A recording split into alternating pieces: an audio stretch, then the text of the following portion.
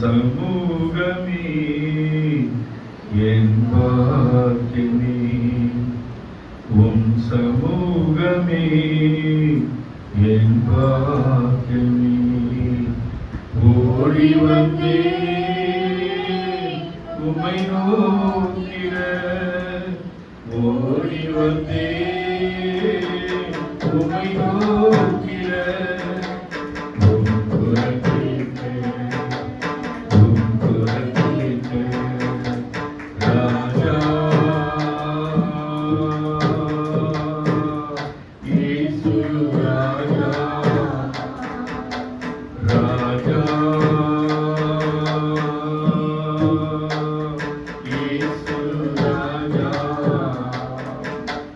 ஒரு கோடி செல்வங்கள் என்னை தேடி வந்தாலும் உமக்கு ஈடாகுமோ? ஒரு கோடி செல்வங்கள் என்னை தேடி வந்தாலும் உமக்கு ஈடாகுமோ? செல்வமே ஒப்பற்ற செல்வமே, செல்வமே ஒப்பற்ற செல்வமே, நல்குணமே நாளெல்லாம் உம் நினைவே, நல்குணமே நாளெல்லாம் உம் நினைவே, உம் சமூகமே என் பாக்கியமே, உம் சமூகமே என் பாக்கியமே. ஒவ்வொரு வாரமும் தேவனுடைய சமூகத்துல வருது நமக்கு எப்படியா இருக்கு? பாக்கியமா இருக்கு. நான் ஒன்னே ஒண்ணு ஆணித்தனமா உறுதியா என்னால சொல்ல முடியும். ஆசையா தாகமா யாரெல்லாம் ஆழத்தை தேடி நாடி வராங்களோ ஆசையெல்லாம் தேவன் ஏற்ற வெள்ளி நிறைவேற்றும். நான் சொல்ற வார்த்தை புரிந்துக்கணும். ஏதோ நாத்திகம் வரணும்னு வரக்கூடாது, தாகமா வரணும், ஆசையா வரணும். தேவன் பார்க்கிறான்னு அந்த உணர்வோடு இருக்கணும். அதை காட்டி தேவன் பார்த்தாலும் பார்க்கலனாலும் ஆசையா வர்றது தேவனுக்கு தெரியும். இந்த நாளில ஒரு வசனத்தை நம்ம கேட்க போறோம். இந்த வசனம் நம்மளோடு கூட இருந்து வழிநடத்த இந்த விசுவாசம் நம்பிக்கை இருந்தா கண்டிப்பா நான் சொல்றேன், ஆணித்தரமா சொல்றேன், உறுதியா சொல்றேன், இந்த வசனம் உங்களுக்கு வழி நடத்துங்க. நான் ஏதோ பேசணும்னு பேசுறேன், வாழ்க்கையில நான் அனுபவித்ததுதான் நான் உங்ககிட்ட பகிர்ந்து சொல்றேன். அந்த வசனத்தை நம்ம நினைவு கூர்ந்து நம்ம பேசுறப்போ இல்லையா, நினைவு கூறுகிறப்ப அந்த வசனம் நம்ம எல்லா காரியங்களும் ஜெயமாய் மாற்றும். அல்லேலூயா, அல்லேலூயா, ஸ்தோத்திரம். இந்த ஒரு விஷயம் இந்த பகுதிக்காய் ஜெபிக்கணும். இந்த பகுதியில் உள்ள சுற்றி வேலி எடுத்த மாதிரி ஒவ்வொரு சபை இருக்கு. பின்னாடி சபை இருக்கு, எதிரில் ஒரு சகோதரி வச்சிருக்காங்க, முன்னாடி சபை இருக்கு, கடைசியில் இருக்கு. இந்த ஜெய நகருக்கு சுற்றி பாதுகாப்பு தேவிட பரிசுத்தவான்கள் இருக்காங்க, ஆலயம் இருக்கு. இங்க சுற்றி உள்ள ஒவ்வொரு சபைக்காய் அந்த குடும்பத்துக்கு ஊழியர்களுக்காக கரங்களை உயர்த்தி உயர்த்துங்க. தயவுசெய்து உயர்த்தி தேவத்தை ஜெபிப்போம். அன்பின் இயேசுவே, அப்பா நீ எந்த நோக்கத்தோடு கூட இந்த பகுதியில ஒவ்வொரு ஊழியத்தை ஏற்படுத்தி வைத்திருக்கிற அந்த ஊழியத்தை ஆண்டவரை நிறைவேற்றுங்க, அந்த சித்தத்தை நிறைவேற்றுங்க. அப்பா அந்த பகுதி மக்கள் உண்மை அறியாத மக்கள் அறியட்டும் ஆண்டவரே, அவர் சிறையிருப்பு மாறட்டும் ஆண்டவரே, அறிய வேண்டிய தெய்வத்தை அறியத்தக்கமாய் ஆண்டவரே சிந்தையும் உள்ளங்களையும் திறந்தருளும் ஆண்டவரே. இந்த பகுதியில் இருக்கிற ஒவ்வொரு ஊழியருடைய குடும்பத்தையும் ஒப்புக் கொடுக்கிறோம், ஊழியர்களை ஒப்புக் கொடுக்கிறோம். அவளுக்கு நல்ல உடல் சுகம் ஆரோக்கியத்தை கொடுத்து ஆண்டவரே இந்த ஊழியத்தை ஆண்டவரே சிறப்பாய் செய்ய பரிசுத்த ஆவியானவர் உதவி செய்யுங்கப்பா. ஒவ்வொரு ஊழியத்தையும் ரத்தத்தில் மறைத்து காத்துக் கொள்ளுங்க. ஒவ்வொரு விசுவாச குடும்பத்தையும் ரத்த கொடைகளும் மறைத்து காத்துக் கொள்ளுங்க. விசேஷமாக ஆண்டவரே ஒவ்வொரு விசுவாச குடும்பங்களையும் எழுந்துகிற ஆண்டவரே சத்துருடைய போராட்டத்தை அறிந்து உரியடிக்க உன் பிள்ளைகளுக்கு நாணத்தினால் நிரப்புங்க, ஜவாபினால் நிரப்புங்க, ரத்த கொடைகளும் மறைத்து காத்துக் கொள்ளுங்க. இயேசுவின் வேண்டிக் கொள்ளும் நல்ல பிதாவே, ஆமென். அல்லேலூயா, அல்லேலூயா. எடுத்தவர்கள் வாசிங்க. யோவேல் புத்தகம் 3ஆம் அதிகாரம் 10ஆம் வசனம். யோவேல் புத்தகம் 3ஆம் அதிகாரம் 10ஆம் வசனம். Hallelujah. Praise the lord. Thank you master. Hallelujah. நன்றி ஆண்டவரே. நன்றி அப்பா. Thank you lord. திருப்பி வாசிங்க சத்தமா. உங்கள் மண்வெட்டிகளை பட்டயங்களும் உங்கள் அரிவாள்களையும் ஈட்டிகளையும் நிறுத்துங்க. உங்க மண்வெட்டிகளை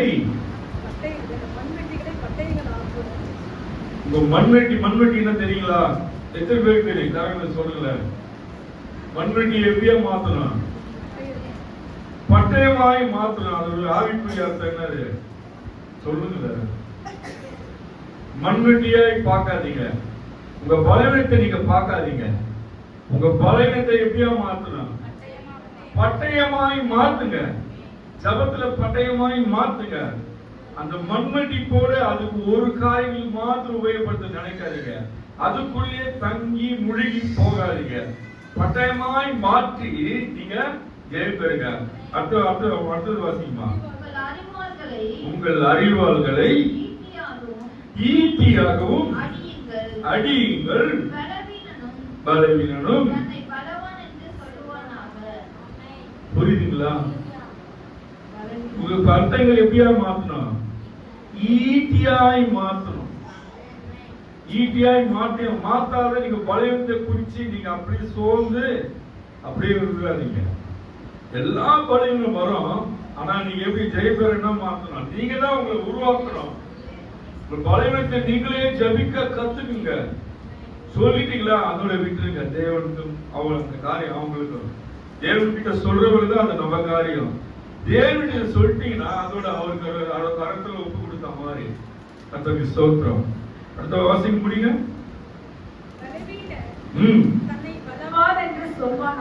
நீ பலவீனன், நீ வந்து பலவீனன் சொல்லாதீங்க. தயவுசெய்து சொல்றேன்.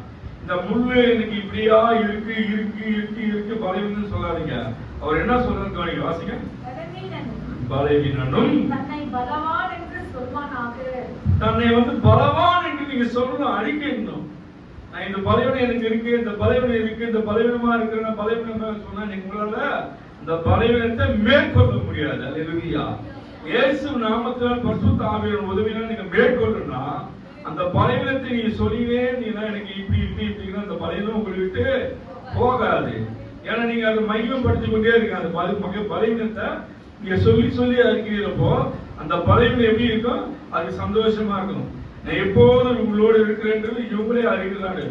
இயேசு நாமத்தால் நாங்கள் அப்புறப்படுத்த கத்துக்கணும். பலவீனத்தில் பலவான் நீ பலவான் சொல்லுங்க. நான் பலவான், இயேசு நாமத்தால் நான் பலவானா இருக்கிறேன்னு சொல்லி பாருங்க. கர்த்தர் எல்லாத்திலும் உங்களுக்கு ஜெயம் தருவரா இருக்கிறார். அல்லேலூயா. அல்லேலூயா. 2 கொரிந்தியர் புத்தகம் 12ஆம் அதிகாரம் 8லிருந்து 10 வாசிங்க. ஒவ்வொரு வசனமா நிறுத்தி சொல்லுங்க. அல்லேலூயா. 12ஆம் அதிகாரம் 8ஆம் வசனத்து 10 வாசிங்க. அது என்னை விட்டு நீங்கும்படி. அது என்னை விட்டு எது? அதை நீங்க போட்டுங்க. எது உங்களுக்கு பிரச்சனையா இருக்கு? எதுல நீங்க பலவீனமா நீங்க உட்காரப்படி ஜெபிக்காம நீங்க தள்ளப்படுறீங்க? அது வந்து அது என்னை விட்டு நீங்கும்படிக்கு நான் 3 தரம் கர்த்தரிடத்தில் வேண்டிக் கொண்டேன். அதற்கு அவர் என்னுடைய கிருபை உனக்கு போதும், பலவீனத்தில் என் பலன் பூரணமாய் விளங்கும் என்றார். நல்ல வார்த்தை கூர்ந்து கவனிங்க. முதலுக்கு பலவீனத்தை உன்னுடைய மம்முட்டியை வந்து பட்டயமாய் மாத்தினாரு, அறுவடை ஈட்டியாய் மாத்தினாரு. பலவீனத்துல பலவான் சொல்லுன்னு அறிவிக்கிறாரு. இந்த வசனத்தை எப்படி பேசுறாரு பாருங்க. அதுன்றது வேலையோ பிரச்சனையோ போராட்டத்தையோ போட்டுங்க. வாசிங்க. அது என்னை விட்டு நீங்கும்படி நான் 3 தரம் கர்த்தரிடத்தில் வேண்டிக் கொண்டேன். அதற்கு அவர் கிருபை உனக்கு போதும். என்னுடைய கிருபை உனக்கு போதும். பலவீனத்திலே என் பலம் பூரணமாய் விளங்கும் என்றார். உன் பலவீனத்துல என் பலன் பூர்ணமா இருக்கு. எத்தனை பேர் விசுவாசிக்கிறீங்க? எப்போதெல்லாம் உங்களுக்கு பலவீனம் வருதோ, பிரச்சனை சோர்ந்து போய் அப்பெல்லாம் நீங்க இதை அறிக்கணும். என் பலவீனத்துல பலன் பூர்ணமா இருக்குன்னு சொல்றீங்களே, அப்பா உன் பலத்தை எனக்கு தாங்கப்பான்னு கேளுங்க. கேட்காம பெற்றுக்கொள்ள முடியாது. கேட்காம எதுவும் கிடைக்காது. நீங்க அறிக்கிட்டாதான் தேவன் வந்து அருகில் வந்து நேர்த்தியாய் செய்கிறார்கள். ஆகையால் கிறிஸ்துவின் வல்லமை என் மேல் தங்கும்படி என் பலவீனத்தை குறித்து நான் மிகவும் சந்தோஷமாய் மேன்மை பாராட்டுவேன். நீங்க வந்து இன்னைக்கு ஒரு பிரச்சனை இல்ல, நான் மட்டும் கஷ்டப்படுறேன், எல்லாம் நல்லா இருக்காங்கன்னு நினைக்கிறீங்க. நீங்க அப்படி கிடையாது. எல்லா நிலையிலும் நம்ம சந்தோஷமா இருக்கணும். தேவன் வந்து அனுமதிக்கிற ஒரு காரணம் இருக்குங்க. அந்த காரணம் என்னன்னா, அவர் வல்லமை எப்படி அறிய முடியும்? சந்தோஷமா நம்மளால அறிய முடியுமா? அவர் அதிசயத்தை நீங்க பார்க்க முடியுமா? ஒரு பிரச்சனையில அவர் வந்து நீங்க அவருக்கு நோக்கி சார்ந்து இருக்கிறப்போ, அதை விடுவிக்கிறப்போ அது வல்லமை நீங்க புரிஞ்சுக்கீங்க. அவர் அற்புதத்தை நீங்க தெரிஞ்சுக்கீங்க. அப்ப என்ன பண்ணா, அதை நம்ம சந்தோஷமாய் மேன்மை பாராட்டுவேன். பலவீனங்களை குறித்து நான் மிகவும் சந்தோஷமாய் மேன்மை பாராட்டுவேன். உங்க பலவீனத்தை குறித்து துக்கமா இருக்கு நான் சொல்றேன். மேன்மை பாடு இது கொடுத்தது கர்த்தருக்கு ஸ்தோத்திரம். இந்த பலவீனத்தை கொடுத்ததுக்கு கர்த்தருக்கு ஸ்தோத்திரம். நீங்க நடத்தீங்கப்பா, இதை மாற்ற உமால கூடும். முன்னாடியே சொல்லிட்டாரு, உனக்கு கிருபை உனக்கு போதும். கிருபைன்னா எல்லாம் அதுக்குள்ள அடங்குது. கர்த்தருக்கு ஸ்தோத்திரம். கர்த்தருக்கு ஸ்தோத்திரம். ரோமர் புத்தகம் 8ஆம் அதிகாரம் 26வது வசனம் வாசிங்க. அந்தபடி ஆவியானவரும் நமது பலவீனங்களில் நமக்கு உதவி செய்கிறார். எங்களுக்கு அந்தபடி ஆவியானவரும் அந்த நிலையில ஆவியானவர் நமது பலவீனங்களில் நமக்கு உதவி செய்கிறார். அப்படியே விட்டுட்டு போறேன்னு சொல்றாரா? அப்ப நம்ம மறந்துடுங்க. அநேக நேரங்களில நம்மளுக்கு உதவி செய்ய பரிசுத்த ஆவியானவர் இருக்கிறார் என்றே நம்ம மறந்துடுறோம். கவனிங்க ஒரு விஷயம். அநேக நேரத்துல தலைக்கு மேல வெள்ளம் போகுதுன்னு சொல்லுவாங்க பிரச்சனை. அப்ப என்ன பண்றோம்? தேவன் இடத்துல சொல்ல மாட்டோம், அப்பா நீங்க தான் இந்த பிரச்சனை நீங்க தூக்கி எடுங்கப்பா அப்படின்னு வந்து அவர் அழைக்க மாட்டோம். அந்த பிரச்சனையை பார்த்து அதுக்குள்ளே நீங்க முழுகிறீங்க. அப்ப என்ன சொல்ற பரிசுத்த ஆவியானவர்? அது நல்லா ஞாபகம் வச்சுக்க, வசனத்தை ஞாபகம் வச்சுக்க. வாசிக்குமா? அந்தபடி ஆவியானவரும் நமது பலவீனங்களில் நமக்கு உதவி செய்கிறார். நாம் ஏற்றபடி வேண்டிக் கொள்ள வேண்டியது இன்னதென்று அறியாமல் இருக்கிறபடியால் நீங்க எப்படி வேணும்னு உங்க அறியாம இருக்கீங்க. பிரச்சனை இல்ல, மறந்துடுறீங்க. தேவனே பிரச்சனை இல்ல, அதே வியாதியில அதே நினைவா இருக்கிறப்போ என்ன பண்றீங்க? தேவனை அழைக்கவும் ஜெபிக்கவும் விண்ணப்பம் செய்யவும் மறந்துடுறீங்க. வாசிங்க. ஆவியானவர் தாமே வாக்குக்கு அடங்காமல் பெருமூச்சோடு நமக்காக வேண்டுதல் செய்கிறார். கரங்களை வைத்து அலையிலே சொல்லுங்க. நமக்காக வேண்டுதல் செய்த நம்மளுக்கு தெய்வம் உண்டுங்க. அநேக நேரம் நம்ம மறந்துடுமா இல்லையா? ஒத்துக்கணும். அல்லேலூயா. ஆனா நீங்க மறந்தாலும் அவர் மறக்காத தேவன்.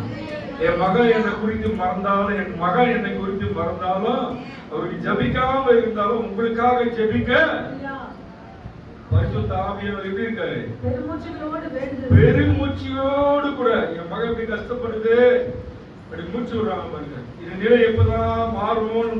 தாய்மார்கள் தகப்பமார்கள் மூச்சு விடுவாங்க பாத்தீங்களா? அது போல ஒரு தகப்பனை போல ஒரு தாயை போல உங்களுக்கு பெருமூச்சியோடு கூட உங்களுக்கு வேண்டுதல் செய்கிறார். எந்த தெய்வமாவது உலகத்தில் இருக்க தெய்வம் சொல்ல முடியுமா? என் பக்தனுக்காக நான் வேண்டுதல் செய்ய சொல்ல முடியுமா? என் ஆண்டவராக இயேசு கிறிஸ்து மாத்திரம் தான் சொல்ல முடியும். அல்லேலூயா, அல்லேலூயா, அல்லேலூயா. கர்த்தருக்கு ஸ்தோத்திரம். லூக்கா புத்தகம் 13வது அதிகாரம் 13:10, 14 ஒரு ஓய்வு நாளில் ஒரு ஓய்வு நாளில் அவர் ஜெப ஆலயத்தில் போதகம் பண்ணிக் கொண்டிருந்தார். அப்பொழுது 18 வருஷமாய் பலவீனப்படுத்த ஆவியை கொண்ட ஒரு ஸ்திரீ அங்கே இருந்தால் அவள் எவ்வளவும் நிமிரக்கூடாம கூனியாயிருந்தாள். இயேசு அவளை கண்டு தமிழத்தில் அழைத்து உன் பலவீனத்தில் இருந்து விடுதலையாக்கப்பட்டாய் என்று சொல்லி அவள் மீது தன் கைகளை வைத்தார். உடனே அவள் நிமிர்ந்து தேவனை மகிமைப்படுத்தினார். இந்த வசனம் என்ன நம்மளுக்கு கற்றுத்தருது சொல்லுங்க. என்ன சொல்லி தருது சொல்ல முடியுமா? யாராவது டாக்டர் கேட்டிருக்கோ என்ன நம்மளுக்கு கற்றுக் கொடுக்குது இந்த வசனம்? ஆமென். அல்லேலூயா. நீங்க வீட்டுல பார்த்துருந்தா உங்களுக்கு சுகம் கிடைக்காதுங்க. அல்லேலூயா. முடியாத நிலையில் நீ வரணும். 18 வருஷமாய் கூனியா இருந்தது. மனிதர்கள் சுற்றிட்டு பக்கத்துல இருந்த அமர்ந்திருந்த எல்லா மனிதர்களும் மறந்தாங்க. ஆனா தெய்வம் மறக்கல. நீங்க வீட்டிலே பார்த்துருந்தா சுகம் வருமா? ரகசியம் சொல்றேன். எந்த பலவீனம் இருந்தாலும் ஆலயத்துக்கு வரணும். ஆலயத்துலதான் உங்க சுகம் இருக்க முடியும். இங்க பரிசுத்த ஆவியானவர் உலாவுகிறார். இந்த விசுவாச நம்பிக்கை உங்களுக்கு இருந்தா தான் நீங்க வர முடியும். இது ஒரு சாதாரண ஒரு பில்டிங்கா நினைச்சீங்கன்னா வர முடியாது. இங்க தெய்வம் இருக்கிறார். நம்ம ஜபத்தை கேட்கிறார், பதில் செய்கிறார், விடுதலை தருகிறார். விசுவாசமும் நம்பிக்கையும் உங்களுக்கு இருந்தா நீங்க யாரும் உங்களை அழைத்து வருது. நான் எந்த நிலையில் இருந்தாலும் தேவன் ஆலயத்தை நோக்கி போவேன். அவர் பாதத்துல போய் நான் சொல்லுவேன், தேவன் சுகம் தருவார். விசுவாசம் உங்களுக்கு இருக்கும். வேதியில் மட்டும் இல்லைங்க, எல்லா பிரச்சனையும் ஏதாவது ஒரு காரியம் என்னால சொல்ல முடியும். எனக்கு என்னுடைய சொந்தக்காரர்கள்லாம், எனக்கு தாய் வழியில் இருந்த சொந்தக்காரர்கள்லாம் மலேசிய தேசத்துல இருக்காங்க. நீண்ட நாள் அப்புறம் அந்த லிங்க் கிடைச்சது, போன் மூலியமாய் பேசுறது. அந்த பேச எனக்கு போகணும்னு ஆசை வந்துச்சு. எங்க அவங்க முகத்தை பார்த்தது கிடையாது. ஆனா அவங்க பார்த்துட்டு சாரி அவங்க பார்த்துட்டு போயிட்டாங்க. பார்த்துட்டு போனது எனக்கு போகணும்னு ஆசையாயிடுச்சு. எப்படியாவது போகணும் அப்படின்னு ஒரு சூழ்நிலை வந்துச்சு. நான் போயிட்டு நேரம் ஆலயத்துக்கு போனேன். ஆண்டவரே, எடுத்துல போகணும்னு ஆசை, செலவு கேட்கிட்ட பணம் இல்லை. எப்படியோ ஒரு ₹1,00,000 வேணும். டிக்கெட் போடுறது, அவங்க எல்லாம் வாங்கிட்டு போறது. ஆண்டவரை ஜெபிச்சுனே இருந்தேன். திடீர்னு பார்த்தா அங்கிருந்து போன் வந்தது. ஒரு நாள் நைட் இரவு வேலை செஞ்சு போன் வந்தது. ஒரு 8 மணிக்கு, தம்பி நான் காசு அனுப்புறேன், டிக்கெட் போட்டு நீ வந்துட வேண்டும். எதுக்கு சொல்ல வரனா, ஆலயத்துல போய் தாகமா விசுவாசமா நம்பிக்கை போய் ஜபிக்கிறப்போ டிக்கெட் போட்டு நான் போனேன். ஆனா நான் போறதுக்கு தேவையான எல்லாருக்கும் தேவையான குடும்பத்துக்கு தேவையான எல்லா பொருளும் வேணும். ஏன்னா முதல் தேய்க்கு போறோம்ல, இரவு போய் இறங்கணும்னு எனக்கு பசி. தெருவுக்கு எடுத்துட்டு முதல்ல தெருவுக்கு எடுத்துட்டு அந்த கடை 5 மணி 6 மணி ஃபிளைட் தான் நான் டிக்கெட் போட்டேன். தெருவுக்கு எடுத்துட்டு முதல்ல நீ போயிட்டே எங்க ஐயா சொன்ன போறீங்க, நீ போயிட்டு வாங்க கவர்மெண்ட் அனுப்பிச்சிட்டாரு. டிக்கெட் எடுத்துட்டு நான் தனியா தான் போறேன். முதல் ஃபிளைட்ல போறேன். முதல் ஃபிளைட்ல போறவங்க எப்படி இருக்கு சொல்லுங்க. நம்ம எல்லாரும் இப்படியே பார்த்து ஃபிளைட்ல டிராவல் பண்ண எப்படி சொன்ன நம்ப மாட்டீங்க. நின்று போவோம், அந்த சேர்ல உட்காந்து அப்படியே கண்ணில் தண்ணி சரியா ஊத்துது. ஒரு காலத்துல நான் கீழே இருந்து பார்த்தேன். இந்த அடிமையும் ஃபிளைட்ல போறதுக்கு ஒரு வாய்ப்பு தண்ணி இல்லை. எத்தனையோ நான் வருஷங்கள் இப்படியே பார்த்து நாங்கள் வளர்ந்தோம். இதுல டிராவல் பண்றோம்னு சொல்லி அழுதுட்டே இருந்தேன். கண்ணுல தண்ணி. சந்தோஷத்துக்கு சொல்றதா, அது எப்படி சொல்றது, நன்றியோடு அழுதுட்டே இருந்தேன். அதோட இம்பார்ட்ல சீட்ல போயிட்டு தண்ணி கண்ணு விழுந்துட்டே இருக்கு. இந்த பக்கம் ஒரு பொண்ணு, இந்த பக்கம் ஒரு ஐயா. நான் என்ன சொல்லிட்டேன், நான் ஃபர்ஸ்ட் டைம் வரேன், ஜெனரல் ஒரு மாத்திருக்கேன், 3 பேர் சீட்டு. ஃபர்ஸ்ட் டைம் வரலாம். ஆமாங்க, அவர் தஞ்சாவூர் வந்தது. கடல தண்ணீர் வரதை பார்த்துட்டு கண்டுபிடிச்சார். ஃபர்ஸ்ட் டைம் பாருங்க. ஆமாம், அந்த இந்த இயற்கையெல்லாம் பார்த்துட்டு ரசிச்சு நன்றி சொல்லினே போறேன். மேல இருந்து எல்லாத்தையும் பார்த்துட்டு மேகங்களை பார்த்துட்டு போறப்ப இந்த அழகெல்லாம் பார்க்கறதுக்கு தேவன் எனக்கு ஒரு வாய்ப்பு கொடுத்தாரு. நன்றி சொல்லிட்டே போறப்போ நைட்டு 2 மணி செம்ம பசி எனக்கு. ஃபர்ஸ்ட் டைம் போறேன், யாரும் தெரியாது. போயிட்டு அப்புறம் போனா அண்ணன் எல்லாம் ஆளுக்கு ஒரு கார்ல நிற்கிறாங்க. 3 அண்ணன் வந்துட்டாங்க. நான் போனதுன்னு சொன்னேன், எனக்கு பசிக்கு நான் சாப்பிடுறது அப்படின்னு. அப்புறம் கூப்பிட்டு விசா ஒரு ஹோட்டல்ல விட்டாங்க. அங்க எல்லாம் பார்த்தேன். போர்டை பார்த்து தான் எனக்கு தெளிவாயிடுச்சு. லைனா இருந்தது. நாய்கறி பார்த்தேன். அப்பா எனக்கு வேணாம், நான் எதுவே வேணான்ட்டு காப்பி மட்டும் போனா இவ்வளவு பேர் காப்பி, இவ்வளவு பேர் பிளாக் காப்பி, இவ்வளவு பேர் கப்பில் கொடுக்குறாங்க. ஒரு காப்பி இவ்வளவு பேர் கப்பு ஜூஸ் கொடுக்குற மாதிரி கொடுக்குறாங்க. இவ்வளவு நான் ஒரு குடும்பமே சாப்பிடுவோம். கொஞ்சம் தான் சாப்பிட்டு பண்பாடு எடுக்கணுமா சாப்பிட்டு வீட்டுக்கு போறேன். 2:30 மணி. நான் பெரிய விஐபி மாதிரி ஒரு 30-40 பேர் வர நின்றுறாங்க வாசல்ல. வந்து ஒருத்தர் இந்தி முகத்துக்கு இருக்கிறாங்க, தலையிட்டு இருக்கிறாங்க, முத்தம் கொடுக்குறாங்க. ஏன்னா இங்கிருந்து முதல் போற சொந்தம் 50 வருஷம் 60 வருஷத்துக்கு முன்னாடி போனது. அதுக்கப்புறம் நான் போறேன். கத்தரி சோத்திரம். எதுக்கு சொல்றேன்னா, சின்ன ஒவ்வொரு நாளைக்கு ஒவ்வொரு கார்ல போவேன். ஒவ்வொரு நாளைக்கு ஒவ்வொரு வீட்டுல சாப்பாடு. நான் பயத்தோடு சாப்பிடுறேன். எப்படி செட் ஆகுமா அப்படின்ட்டு பயந்து ஜெபம் பண்ணி சாப்பிடுவேன். கத்தரி சோத்திரம். அதை சுத்திட்டே இருப்பாங்க. நைட்டு ஃபுல்லா சுத்தி வச்சுட்டே இருப்பாங்க. கத்தர் நல்லவர். மலேசியா முழுவதும் பார்க்க எனக்கு கத்தர் உதவி செஞ்சார். எப்படி இலவசமாய். நம்ம நோக்கம் திட்டம் நியாயமா இருந்தா, தேவனுக்கு பிரியமா இருந்தா 100% தேவன் செய்வார். அல்லேலூயா.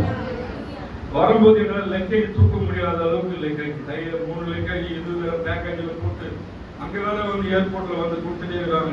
ஒவ்வொரு லெக்கேஜ் தூக்கி போட்டு பாதி போட்டுட்டு வந்தேன். எதுக்காக சொல்றேன்னா, எதையுமே தேவன் நேர்த்தியா செய்வாங்க. கொடுத்து கொஞ்சமா கொடுக்கல, நிரம்பி வழியை செய்வாங்க. அல்லேலூயா. கர்த்தருக்கு ஸ்தோத்திரம். 16 வாசிக்குமா? இதோ சாத்தான் 18 வருஷமாய் கட்டியிருந்த ஆபிரகாமின் குமார்த்தியாகிய இவளை ஓய்வு நாளில் இந்த கட்டிலிருந்து அவிழ்த்து விட வேண்டியதில்லையா என்றார். அது உலகத்துல அவங்க பேசினாங்க. அதை விடுங்க. யார் கட்டி வச்சிருந்தது? சாத்தான் கட்டி வச்சிருந்தா எங்க வந்து அவுக்க முடியும்? எங்க வந்து அது அவுக்க முடியாது. சாத்தான் கட்டி வச்சிருப்பான். எங்க வந்து அவுக்க முடியும்? நீ 10 கையே சொன்னா நீ 10 தான் இருக்கணும். நீங்க ஆவியானவர் உணர்வு உலாவுகிறான்னு விசுவாசம் அடிக்கடி சொல்றது. சிறுபிள்ளைகளை நடக்காதீங்க, சும்மா போயிட்டு வராதீங்க. பேசுறவங்களுக்கு டிஸ்டர்பா இருக்கும், மற்றவங்களுக்கு டிஸ்டர்ப், அவங்க சிந்தை சிதறடிக்கும். உலாவாதீங்க, நடக்காதீங்க. தேவன் உலாவாக அந்த பயத்தோடு கவனமா இருக்கணும். கர்த்தருக்கு ஸ்தோத்திரம். சத்துருவன் கட்டி வச்சாலும் எங்க அறுக்க முடியும்? ஆலயத்துல தான் இந்த கட்டுக்களை அறுக்க முடியும். அல்லேலூயா. மத்திய புத்தகம் 8ஆம் அதிகாரம் 17 வாசிக்க.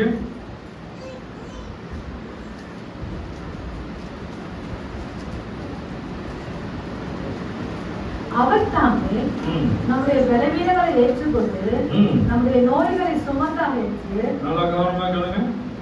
அவர் தாமே நம்முடைய பலவீனங்களை ஏற்றுக்கொண்டு நம்முடைய பலவீனங்களெல்லாம் ஏற்றுக்கொண்டு நம்முடைய நோய்களை சுமந்தார் என்று ஏசாயா தீர்க்கதரிசியினால் உரைக்கப்பட்டது நிறைவேறும்படி இப்படி நடந்தது. சொல்லப்பட்டது. அவர் தாமே நம்முடைய பலவீனங்களை ஏற்றுக்கொண்டு நம்முடைய நோய்களை சுமந்தார் என்று ஏசாயா தீர்க்கதரிசியினால் உரைக்கப்பட்டது நிறைவேறும்படி இப்படி நடந்தது. உரைக்கப்பட்டது, சொல்லப்பட்டது, நிறைவேறும்படி இப்படி நடந்து. எங்க நடந்தது? நம்முடைய பலவீனங்களை ஏற்றுக்கொண்டு நம்முடைய நோய்களை சுமந்தார். நம்ம பலவீன நோய்களை சுமக்கிறது யார் இருக்கா? நம்மளுக்கு தெய்வம் இருக்குங்க. அன்பான தெய்வங்க. அன்பா இருக்கிற நம்ம மனதில தெய்வம் அன்பான தெய்வம். அது நம்ம வந்து எப்படி அணுகணும் தான் நமக்கு தெரியல. நல்ல சந்தோஷமா தான் தேவனை சோத்திரம் கொஞ்சம் சோர்வு வந்துட்டு அவர்தான் மறந்து காலை முடக்கி பத்துக்கிறோம். தயவுசெய்து அப்படி இருக்காதீங்க, இருக்கவே இருக்காதீங்க. கர்த்தருக்கு ஸ்தோத்திரம். எதுக்காக சொல்றேன்னா, நம்ம பலவீனத்தை நம்ம வந்து தேவனிடத்துல காட்டக்கூடாது. மனசுக்குள்ளேயே சொல்ல பழகுங்க. என்னை எப்படியாவது கொண்டு போயிடுவீங்க ஆலயத்துக்கு. நான் யார் துணையெல்லாம் உங்க துணையோட கூட நான் வந்து ஒரு வார்த்தையை நான் கேட்பேன். அந்த விசுவாசத்தோட ஒரு ஹல்லேலூயா பிரைஸ் தி லார்ட். 1 கொரிந்தியர் 9வது அதிகாரம்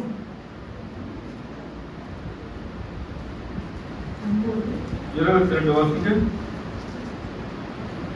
பலவீனரை ஆதாயப்படுத்திக் கொள்ளும்படிக்கு பலவீனர்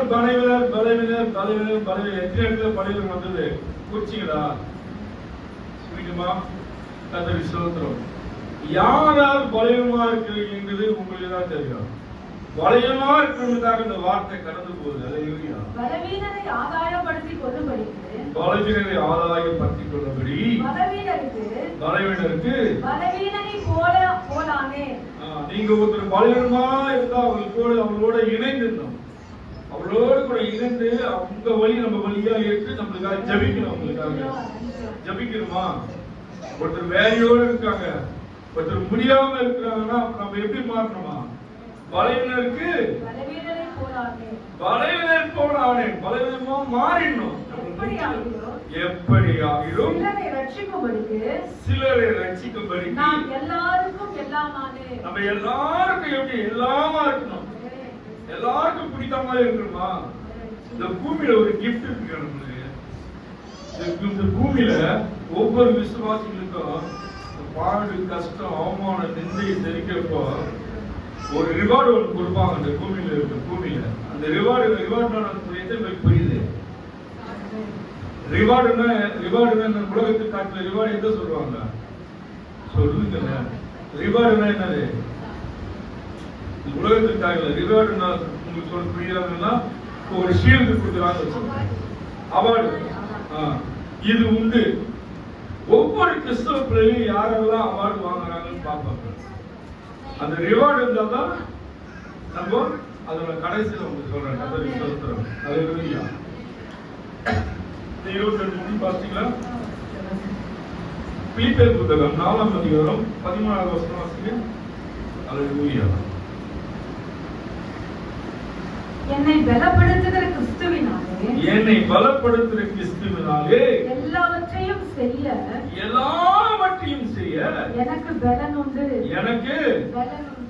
சொன்னேன் உங்களுக்கு முன்னாடியே, நீங்க அதிகாரமா நீங்க ஜெபிக்கணும். எல்லாவற்றையும் செய்ய எனக்கு பலன் உண்டு. நீங்க நம்பிக்கை அற்று போய் இருக்காதீங்க. தயவுசெய்து உங்களால முடியாதுன்னு நீங்க நினைக்காதீங்க. கர்த்தரால எல்லாம் கூடும். எந்த அளவுக்கு நீங்க விசுவாசமா இருக்கிறீங்களோ அந்த அளவுக்கு தேவன் உங்களுக்கு காரியங்கள் எல்லாவற்றையும் நிறைவேற்றுவார். ஹல்லேலூயா. விசுவாசத்துல கொஞ்சம் ஏறக்கூடாது. ஏறினா ஏறிட்டே போகணும்.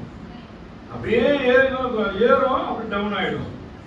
அடுத்த காரியம் செய்யக்கூடாது, மறுபடியும் ஏறும், மறுபடியும் டவுன் ஆயிடும். அப்படி இருக்கக்கூடாது. அப்படியே போயிட்டு இருக்கணும்.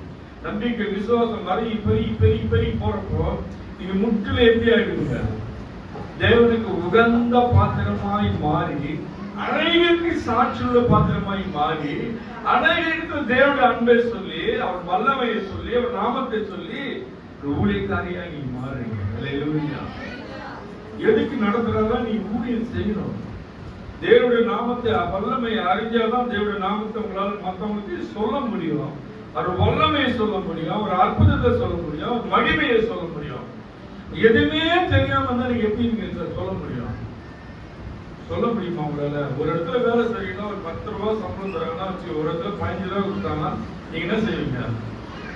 15 ரூபாய் தராங்கப்பா அந்த வேலைக்கு சொல்லுங்களா? போல தேவனுடைய அற்புதத்தை நீங்க சொல்லலாம். உங்களுக்கு புரியுற மாதிரி இருந்தீங்கன்னா ரொம்ப தெளிவா உங்களுக்கு புரியுதுக்காக ஏதாவது உதாரணம் சொல்லிட்டு ஹல்லேலூயா. ஏன்னா புதிதா இருக்கிறதுனால சிலர் புதிதா இருக்கிறது புரியணும்.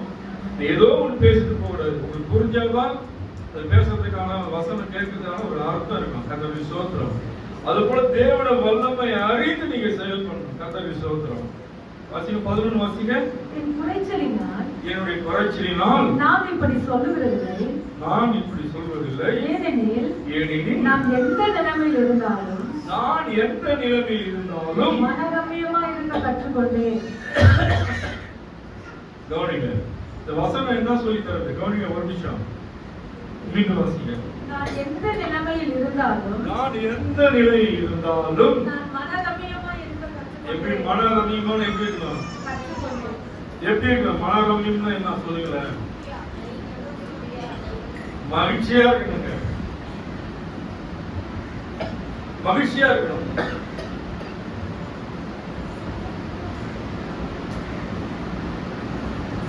அல்லேலூயா, அல்லேலூயா.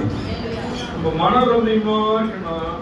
பிரச்சனை வியாதிகள் சுலபமாய் மாறக்கூடாது. எல்லா நிலையிலும் கர்த்தர் இதிலிருந்து நடத்துவார். கர்த்தர் என்னோடு கூட இருக்கிறார். என்னோடு கூட இருக்கிற முன்னாடி வசனத்துல பேசினாரு.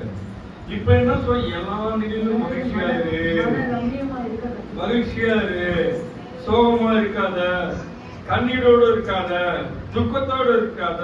எல்லாத்துக்கும் ஒரு முடிவு விசுவாசமா இருக்கு. தேவன் ஒருவரையும் அப்படியே விட்டாலும் சரித்திரமே கிடையாது.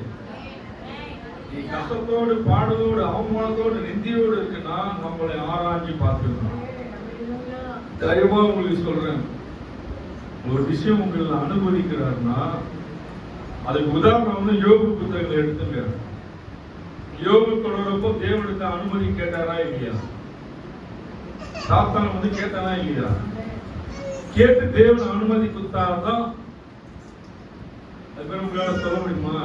எந்த பிரச்சனை வந்தாலும் யோபுக்கு எப்படி மனைவி போச்சு, பிள்ளைங்க போச்சு, சொத்து போச்சு, ஆடு போச்சு, மாடு போச்சு, குதிரை போச்சு, எல்லாம் போய் நடுவுல ஓடி எடுத்து சுரண்டிட்டு இருக்காரு. அந்த நிலையில் தேவனை மறுதளிக்கிறார். தன் மனைவி என்ன சொன்னா? தேவனை தூசித்து ஜீவனை விட்டுடுங்க. ஆனா அவர் யோபு என்ன சொன்னாரு? தேவன் கிட்ட இந்த நல்லதெல்லாம் வாங்கினேன், கொஞ்சோடு தீமையும் நான் வாங்கிக்கிறேன். அதை சொல்ல முடியுமா? சொல்லுங்கள. சொல்ல முடியும் கூட சொல்ல மாட்டேங்க ஐயா. இல்ல சொல்ல முடியுமா? சொல்ல முடியும் சொல்லலாம். அது தேவன் நடத்துவார். ஆழமா மனசுல வைத்தா இருந்தா இதெல்லாம் லைட்டா மாறிடும். அல்லேலூயா. ஆண்டவராகிய இயேசு கிறிஸ்து வைட்டா உள்ள உட்கார்ந்தாருன்னா வர பிரச்சனை லைட்டா மாறிடும். அல்லேலூயா, அல்லேலூயா. நான் பேசுறேன் உங்களுக்கு புரியுதா? நான் உங்களுக்கு ஏற்ற மாதிரி உங்க ஸ்தானிகளே பேசுறேன். நான் சுத்த தமிழ்லாம் பேசுறேன். என்ன சொல்ல ஏதோ பேசி போயிடும். நான் பேச்செல்லாம் நடைமுறையில பேசாம தான் பேசுறேன். கர்த்தரை சொல்றோம். நம்ம மனசுக்குள்ள அவர் இருந்தா இது நம்ம கிட்ட வராது. அல்லேலூயா. இங்க போனா நம்மளுக்கு ஆபத்து. நம்மள என்ன தருவாரு? பாதாளத்துக்கு தருவாருன்ட்டு நம்ம அதுதான் துதிச்சு கொண்டு இடவிடாமல் துதி, இடவிடாமல் துதி. எல்லா நிலையிலும் ஒரே நலமான சந்தோஷமா இருக்க பழகிங்க. கர்த்தர் உங்களை ஆசீர்வதிப்பார். அல்லேலூயா. 12 வசனம் 12 வசனங்களா கர்த்தரை ஸ்தோத்திரம். 1 கொரிந்தியர் 5:14 வாசிங்க. 1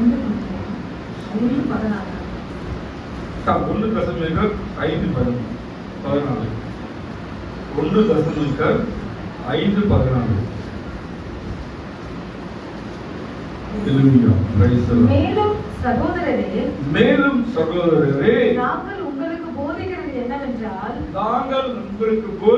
என்னவென்றால் ஒழுங்கில்லாதவர்களுக்கு புத்தி சொல்லுங்கள். ஒழுங்கில்லாமல் யாராவது இருக்காங்கன்னா, பாவத்தில் அடிமைத்தனத்தில் இருக்காங்கன்னா, குடிவெறியில் இருக்காங்கன்னா, அவங்க நடை உடை எல்லாம் மாறுதுன்னா, அருவருப்பா இருக்கிறான், மற்றவங்க வந்து முகம் சுளிக்கிற மாதிரி அவங்க வாழ்க்கை இருந்தா அவங்கள கூப்பிட்டு அவங்களை புத்தி சொல்லுங்கள். திடனற்றவனை தேற்றுங்கள். பலனில்லாத இருக்கிறாங்க, ஒருவரும் ஆலோசனை சொல்ல முடியாத இருக்காங்க, தனிமையாக்கப்பட்டிருக்காங்க. அவங்களை விசாரிக்கவோ அவங்களை நேசிக்கவோ யாரும் இல்லாதவர்களை எதிர்க்கிறோம். நீங்க என்ன பண்ணலாம்? பைபிள் எடுத்து வந்தா மட்டும் போதாது, அவளை தேற்றுங்க. அவளை தேற்றி பாருங்க. அதுல ஒரு சின்ன உங்களுக்கு ஒரு சந்தோஷம் கொடுப்பாரு ஆண்டவர். மற்றவர்களை சமாதானப்படுத்தி நீங்க தேற்றி அரவணைக்கிறப்போ உங்களுக்கு ஒரு சின்ன ஒரு சந்தோஷத்தை கொடுப்பாரு. அது சொல்லவே முடியாது, விவரிக்க முடியாத ஒரு மகிழ்ச்சி. மற்றவர்களை சமாதானப்படுத்தி ஒரு நேர்வழியை படுத்தி நடக்கிறப்போ அது ஒரு விவரிக்க முடியாத ஒரு மகிழ்ச்சி ஆண்டவர் தருவார் அவங்களுக்கு. பலவீனரை தாங்குங்கள், பலவீனரை தாங்குங்கள், எல்லாரிடத்திலும் நீடிய சாந்தமாயிருங்கள். எல்லாரிடத்திலும் சண்டை போட்டுன்னே இருங்க, நீடிய சாந்தமாயிருங்கள். எல்லாருக்கும் சண்டை போட்டு நான் சொல்றேன். ஒரே ஒரு வாழ்க்கை, ஒரே ஒரு வாழ்க்கை. இப்பவே நம்ம பாதி வயது கடந்து வந்துட்டோம். கொஞ்சம் கடைசியில் இருக்கிறவங்க இருக்காங்க, நடுத்தரத்தில் இருக்கிறாங்க, வாலிபத்தில் இருக்கிறாங்க. இருக்கிற காலத்தில் நம்ம எப்படி இருக்கணும்? வயசானவங்களை தாங்குங்க, வேலைகளை தாங்குங்க, தனிமையா இருக்கிற தாங்குங்க. வாசிங்க. எல்லாருக்கும் நீதிய சாந்தம் இல்லைன்னா நீ தேவனுடைய பிள்ளைன்னு சொல்றதுக்கு ஒண்ணுமே இல்லை. அல்லேலூயா. தேவன் எப்படி இருந்தாரு? சாந்தமா இருந்தாரு. அடிச்ச கூட அமைதியா இருந்தாரு. முகத்துல துப்புன கூட அமைதியா தான் இருந்தாரு. சிலுவையில் அரைஞ்சவங்க கரங்களை காமிச்சாரு. அப்ப எப்படி இருந்தாரு? அமைதியா இருந்தாரு. எங்கேயுமே அவரு கோபப்படல. எங்க கோபப்பட்டார் சொல்லுங்க, யாராவது சொல்லுங்க. எங்க தேவன் கோபப்பட்டார்? கர்த்தரை ஸ்தோத்திரம் சொல்லுங்க. சத்தமா மைக்ல சொன்னால. அல்லேலூயா. தேவன் ஆலயத்தை புறவண்டியா வித்தாங்க, டாலர் மாத்தினாங்க. பலி செலுத்துக்காக எல்லா தேசத்துக்கு வரப்போ ஒரு பொருளை கொடுத்து ஒரு பொருளை மாத்திர இடமாய் தேவனுடைய ஆலயத்தை மாற்றினாங்க. தேவன் ஆலயத்தை எப்படி மதிக்கணும்? மதிக்கல. நீங்க அப்ப என்ன பண்ணாரு சொல்லுங்க, வாசி சொல்லுங்க. என்ன பண்ணாரு சொல்லுங்க. சாட்டை எடுத்து சொல்லுங்களேன். சாட்டை எடுத்து அடிச்சாரா? என்ன கொகையா மாத்துனீங்கன்னு சொன்னாரு. கல்லர் கொகையாய் மாத்து, தேவனுடைய ஆலயத்தை கல்லர் கொகையாய் மாத்துனீங்களே சொல்லி சாட்டை எடுத்து எல்லாத்தையும் அடிச்சு எல்லாரும் வெளியே கொடுத்துறாரு. நீங்க கூட நீங்க ஒரு விஷயம் கத்துக்கணும். இதுல இருந்து ஆலயத்துல வரீங்களா, போன் ஆலயத்துல தயவு செய்து கூட பேசாதீங்க. உங்களுக்கு பேசணும்னா தெரிஞ்சா வெளியே போய் பேசிட்டு வந்து பேசுங்க. தேவனுடைய ஆலயம் உங்களை சாதாரண இடம் இல்ல, இது கதை பேசுற இடம் இல்ல, தேவனை ஆராதிக்கிற இடம், பயபக்தியாய் தொழுது கொள்ளுற இடம்.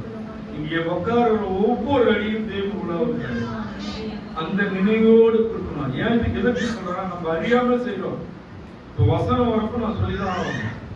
தயவுசெய்து உங்களுக்கு போன் எடுத்துற ஒரு சகோதரர்கள் போன் வந்தா வெளியே போய் பேசுங்க. போன் வர்றது எந்த சூழ்நிலைக்காக வர்றது யாருக்கும் தெரியாது. அதனால யாருக்கும் இடைவெளி இல்லாம வெளியே போயிட்டு பேசிட்டு எல்லாம் உட்காருங்க.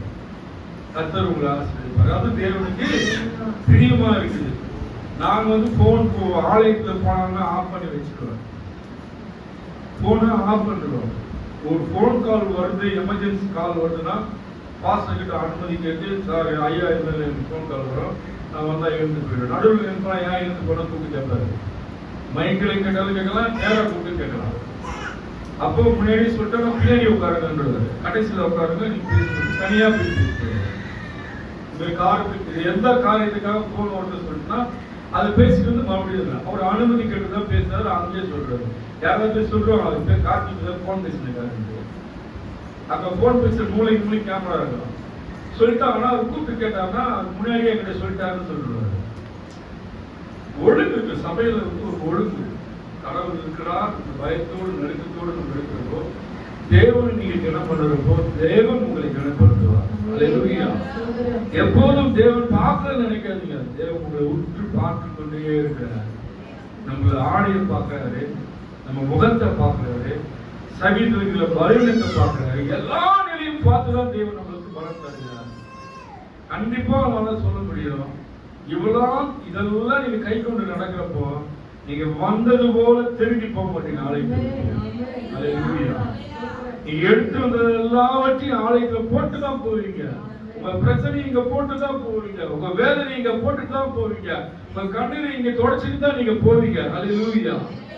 நீங்க பேசுறதுக்காக சொல்ல, தேவனுடைய அன்பையும் வல்லமை உணர்ந்தவங்க தான் தைரியமா சொல்ல முடியும். அல்லேலூயா, அல்லேலூயா, அல்லேலூயா, அல்லேலூயா. ஸ்தோத்திரம். இதனால வந்து இங்க கவனமா இருங்க, வரும் காலங்களில் கவனமா இருங்க. தயவு செய்து போன் வந்து நீங்க பின்னாடி டெஸ்ட் வந்து உட்காருங்க. கர்த்தர் உங்களை ஆசீர்வதிப்பார். ஹல்லேலூயா, ஸ்தோத்திரம். ரோமர் புத்தகம் 15வது அதிகாரம் 1 வசனம். Hallelujah, praise the Lord. அன்றியும் பலமுள்ளவர்களாகிய நாம் பலமுள்ளவர்களே நாம் நமக்கே பிரியமாய் நடவாமல், நம்ம கிட்ட பலன் இருக்கு, எந்த பலன் தான் நீங்க மென்ஷன் பண்ணீங்க, பணம் இருக்கு, வீடு இருக்கு, வாகனம் இருக்கு, எந்த வேலை இருக்கு, எது வேணா நீங்க வச்சுங்க. ஆனா வந்து நீ பாசிங்க, கேள்வி பிரியமாய் நடவாமல் பலவீனருடைய பலவீனங்களை தாங்க வேண்டும்.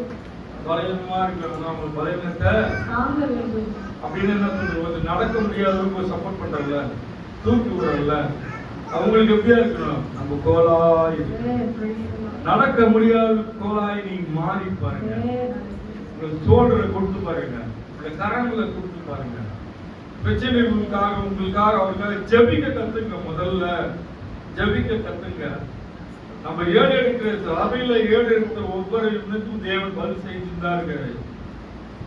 சபையில விண்ணப்பம் கொடுக்கிறதுக்கு ஜபிக்கிறதுக்கு ஒவ்வொரு விண்ணப்பத்துக்கும் ஜபத்தை கேட்டு பதில் செய்துதான் இருக்காரு. சிலர் வந்து சொல்றாங்க, சிலர் சொல்றது இல்லை. அது இல்லைதான் சொல்லணும். சின்னதா இருந்தாலும் பெருசா இருந்தாலும் சொல்ல தொடங்கிங்க. அது தேவன் பிரியமா இருக்காரு. நன்றியுள்ள மகளை நம்ம பெற்று எடுத்திருக்கணும். விசுவாசத்துள்ள மகளை பெற்றிருக்கிறது அவர் எப்படி பார்ப்பாரு? நகைப்பா பார்ப்பாரா, மகிழ்ச்சியா பார்ப்பாரா? நகைப்புனா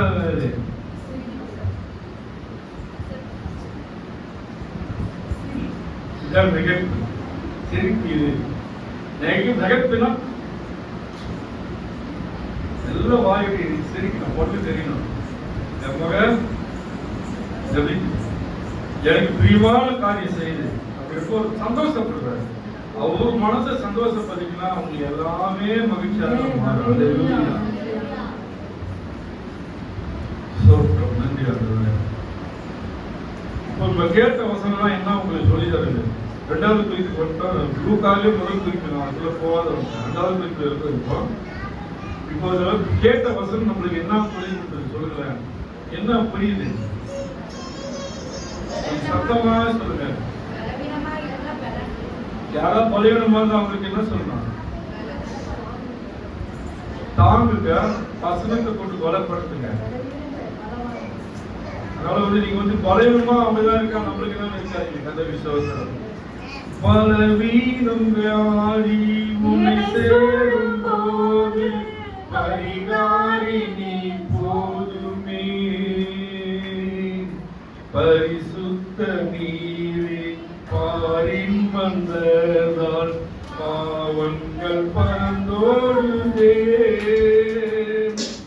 பலவீனம் வியாதி என்னை சூடும் போது அதிகாரி நீ போதுமே.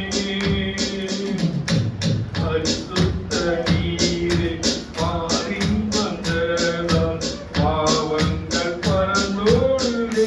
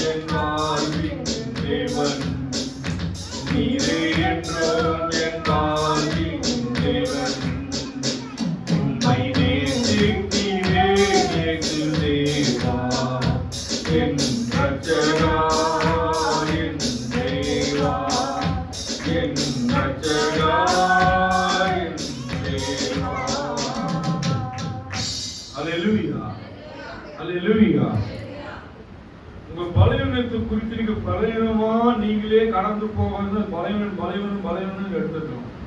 வசனம் உங்களுக்கு கத்துக் கொடுத்து எந்த நிலையில நீங்க பலவீனமா இல்ல, நான் பலவான் சொல்லத்தக்க இருக்கணும். கர்த்தருக்கு ஸ்தோத்திரம். சங்கீத புத்தகம் 72வது அதிகாரம் 13 வாசிங்க.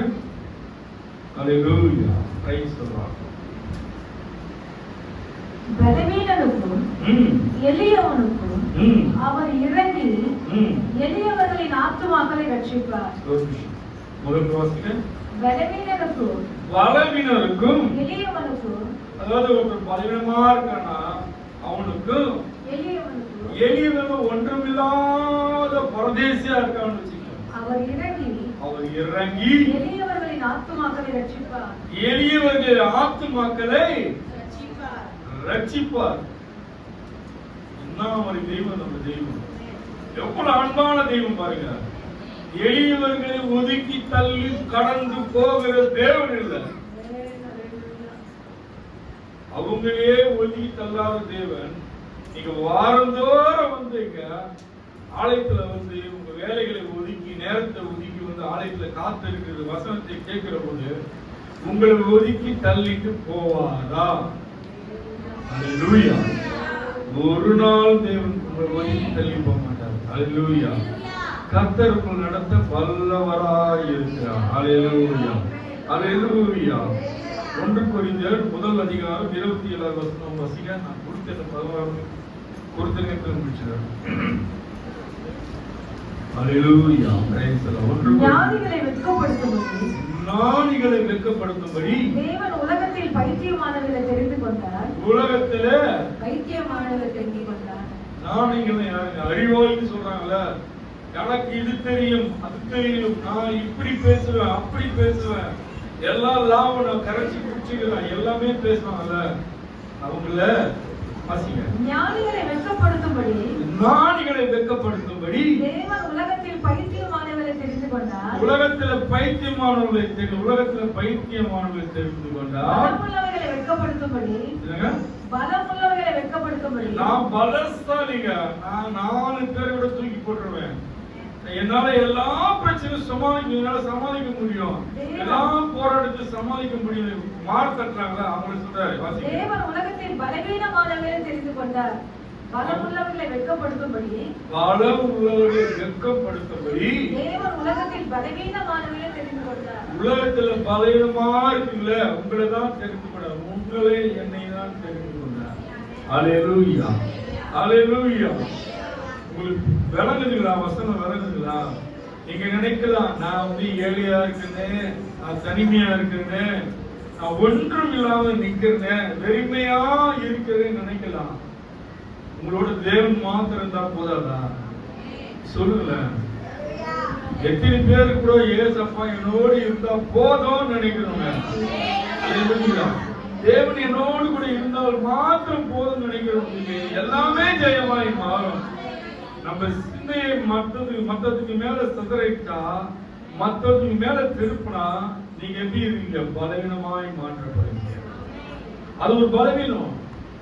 நம்ம சிந்தையை திருப்பி ஆண்டவரோட ஜெபிக்க விடாமல் அவருடைய தள்ளி கேப் உள்ள வைக்கலாம் ஒரு பலவீனம். அது என்ன பலவீனம் உங்களுக்கு மாத்திரம் தான் தெரியும். அல்லேலூயா. இன்னிடத்துல இந்த பலவீனம் இருக்குது. ஆண்டவரே இதை நீங்க பலப்படுத்துங்க. நன்றா எனக்கு தெரியுதுப்பா, நான் பண்றதெல்லாம் தப்பு, உமக்கு அருவருப்பு நீ நல்லா எனக்கு தெரியுது ஆண்டவரே.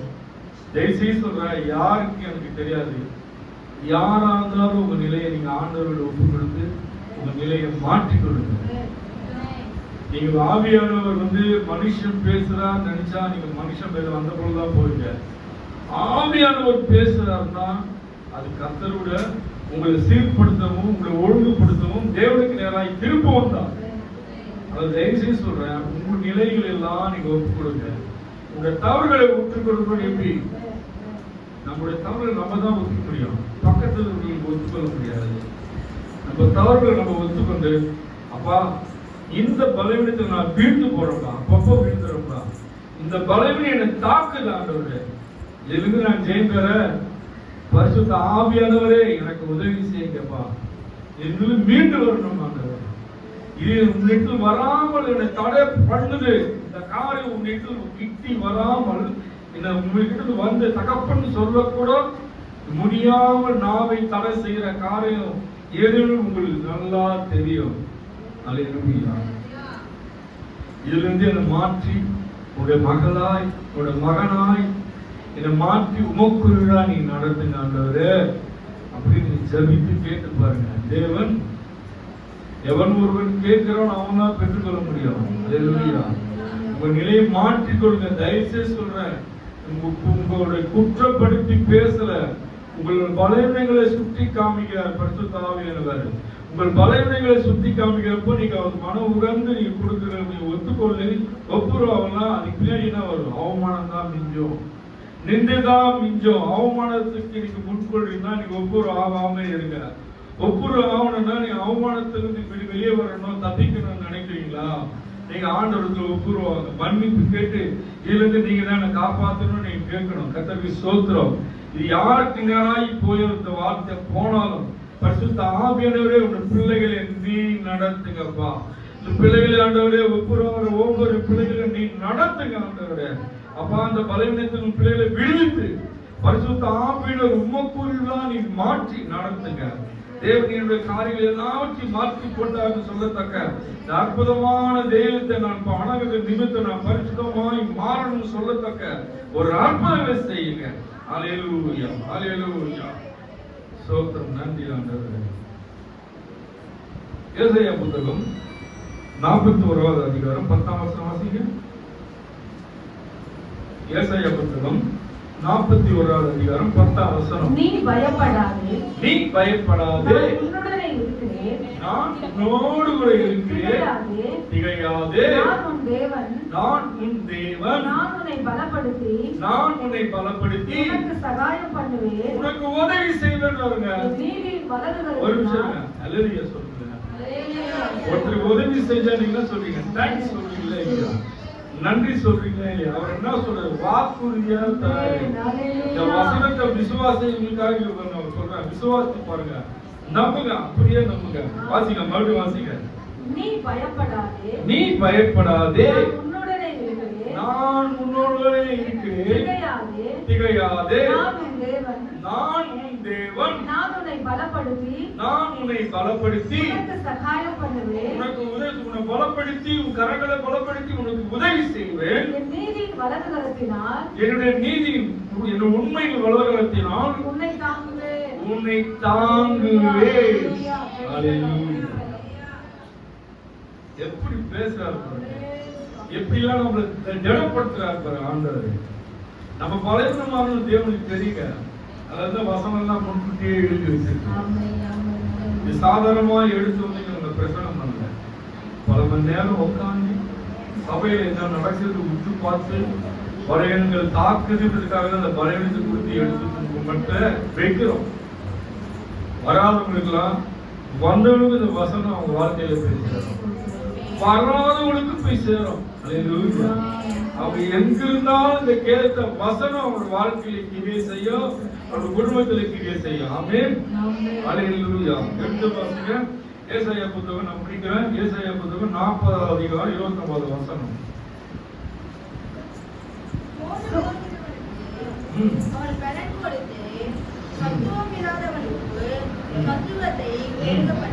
மைக்ல வாசிங்க. சோர்ந்து போகிறவனுக்கு, சோர்ந்து போய் நீங்க டயர்டா ஆகி வச்சுங்க. பிரச்சனையை பார்த்து என்னால முடியலையே, இத்தனை பிரச்சனைகளை எவ்வளவு நாள் தாங்கிறதுன்னு நினைக்கிறீங்களா? சோர்ந்து போனவனுக்கு அவர் பலன் கொடுத்து, தத்துவம் இல்லாதவனுக்கு, அதாவது நம்மளுக்கு அறிவு பலன் இல்லை, எதுவுமே இல்லை, தத்துவம் இல்லாதவனுக்கு சத்துவத்தை பெருக பண்ணுகிறார், உங்களை பலப்படுத்துகிறார். எல்லாவற்றையும் உங்களை பலப்படுத்தி வாசிங்க. சோர்ந்து போகிறவனுக்கு அவர் பலன் கொடுத்து, சத்துவம் இல்லாதவனுக்கு சத்துவத்தை பெருக பண்ணுகிறார். சத்துவத்தை பெருக பண்ணுகிறார். அல்லேலூயா. நம்ம ஆராய்ச்சி தேவன் உங்களை அப்படியே விட்டு வேடிக்கை பார்க்க